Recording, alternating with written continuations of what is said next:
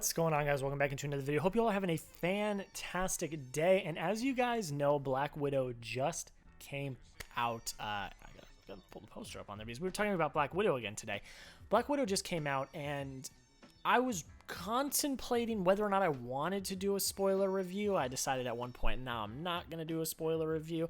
But I decided there's a lot I still want to talk about with this film. There's a lot I want to break down. There's some spoiler moments that I genuinely want to talk about. I talked a lot about it on a live stream with Sasha, which y'all can go check out. Y'all know Sasha, you know her, love her, all that great stuff. A lot of you guys are here from that live stream. If you are here and you subscribed, thank you so much. The road to 750 is within reach. We are less than 15 subscribers away. So I'm going to plug that real quick. If you have not already subscribed, please consider hitting that big red button. We are very close to 750 subscribers, but we talked a lot about spoilers on Sasha's stream. It was a spoiler stream, and it was really refreshing because I hadn't really gotten to talk about spoilers with anyone. I got to talk about it with my parents and my sister after I saw it with them for the second time.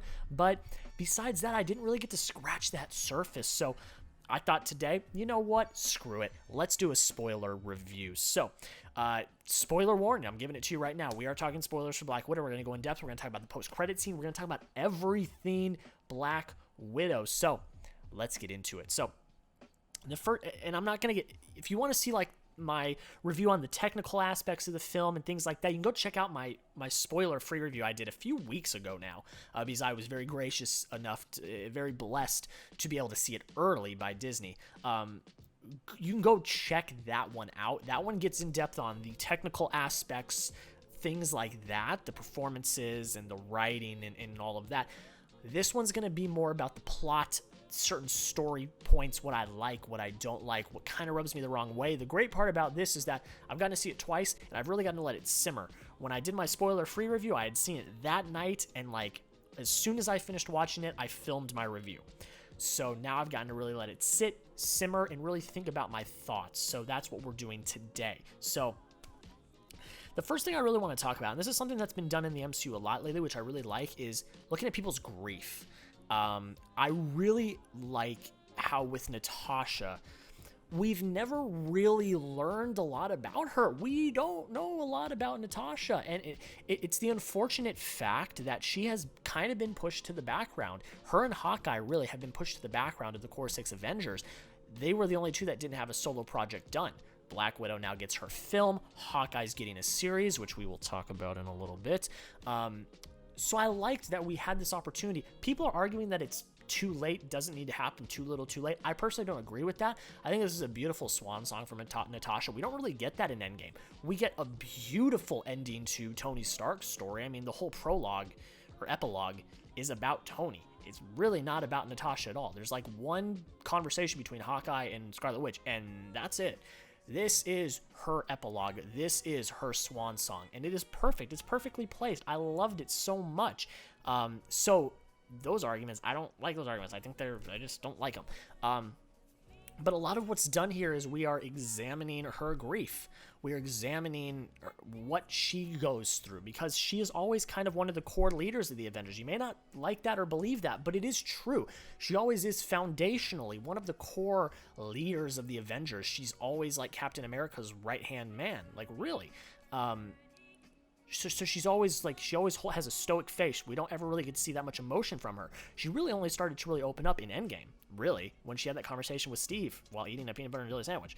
But we get a lot more depth from Natasha here, and it's because we are involved in a story that is revolved completely around her past, her grief, her just getting over mistakes that she made, Budapest, and that is all done very well. I really enjoy that, especially the Budapest stuff, because again, this is a spoiler review, so we're just going to kind of get into it. The Budapest stuff with Dreykov's daughter and her thinking that she had killed Dreykov's daughter as collateral damage. And when we find out that Dreykov is still alive, he did not die in the explosion in Budapest, she feels like, oh my God, I killed this little girl and he got away.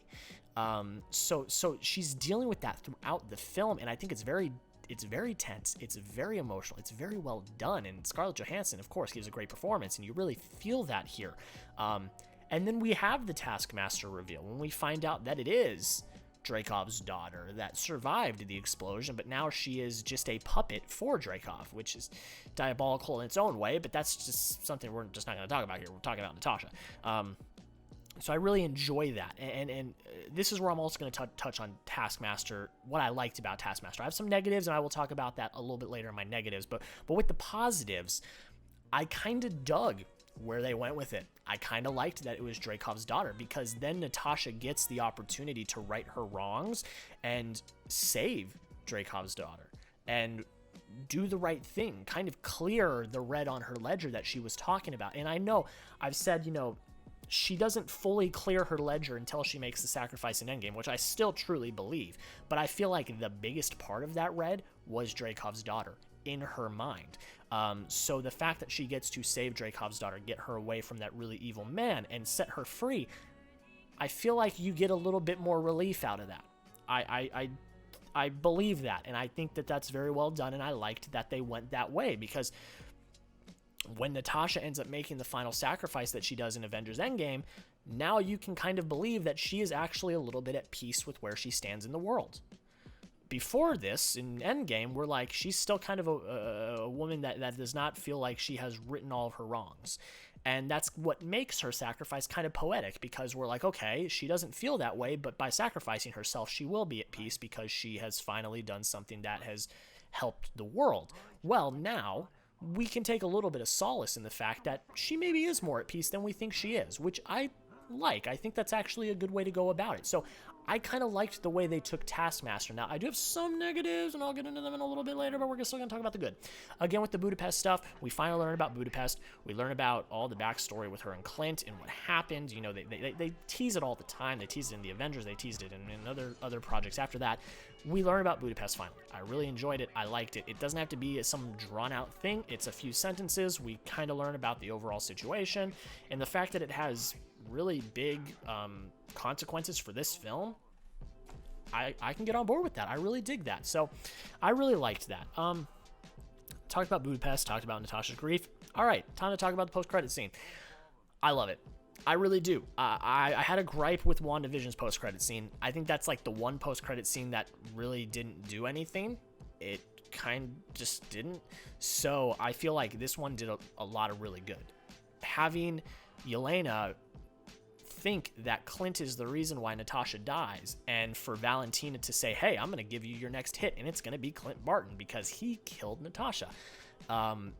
That opens up a lot of possibilities for the Hawkeye series, and that's what post-credit scenes are supposed to do. All the way back to the first post-credit scene in Iron Man. What was it doing? It was setting up the Avengers. Post-credit scenes are there to set up the future. WandaVision did not set up the future. It did one little thing. It gave her some motivation, but that was it. Done with WandaVision. I liked this one a lot. That's really all I have to say about it. I think it really hits in a impactful emotional punch to, one, see that Yelena has grown up a little bit. She has, started making her own choice. She got a dog. We talked about a dog. And she gets to visit Natasha. So we get that closure of, knowing, okay, she knows she's mourning over the death of Natasha, and I liked it. I liked the way it was written. I love that Valentina was there. I think that was all fun, and it was funny at times, and it just sets up amazing possibilities for the future of the MCU. Now, I have personal ways that I personally think that's going to play out in Hawkeye. I may be wrong. If you want me to break down like my theories and predictions for Hawkeye and the rest of the MCU, let me know. I'll make it if you want me to, but I'm not going to talk about that here because this is about Black Widow, Natasha's story, and where it is going in the future. But that's kind of the good. There's really not a lot more to talk about that. It's just kind of the background of the Red Room and things like that. And I really like that, like the mythology, like the world building. And it's a villain that is to the same level as Natasha, and that's the good thing. Like, each Avenger has had their solo movie, and they have been the equal. So in Iron Man, you get Ironmonger. That's the equal to Iron Man. I'll use Winter Soldier as the example for Captain America. You get Bucky, who is the equal of Steve Rogers. They're both super soldiers. In Thor, you get Loki, an equal god. Or in Ragnarok, you get Hela, an equal god of equal power. In The Incredible Hulk, a movie that I hate, you still get Abomination, who is literally a carbon copy of the Hulk, pretty much, except evil. You're getting a villain that is up to the same status, not status, but like ability as Black Widow. So I really enjoyed that. I really liked that that was the thing. And again, we're diving deep into her past. We're learning about her backstory, but she's like the one person that we don't know anything about. I mean, Hawkeye hasn't been in the forefront, but we know more about Hawkeye than we know about Natasha. We know he's got a family. We know a lot of details about his background. I mean, we just know that stuff. We don't know that about Natasha. So to really get to learn more about her in this film, I think they did a lot of really great justice here. And it really is a brilliant swan song for Natasha. The last good I'm going to talk about is the way that they end it. Not the post-credit scene, but the film itself. I just want to put this out there because I think that this is correct, but I don't want to say that it is.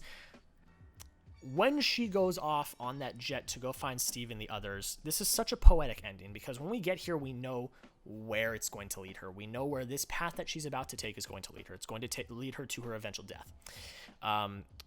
She blasts off. We get the Avengers theme, which is great, and then we pan down to the trees and we get the fireflies, like at the beginning of the film. It's a callback to the very beginning of the film in Ohio.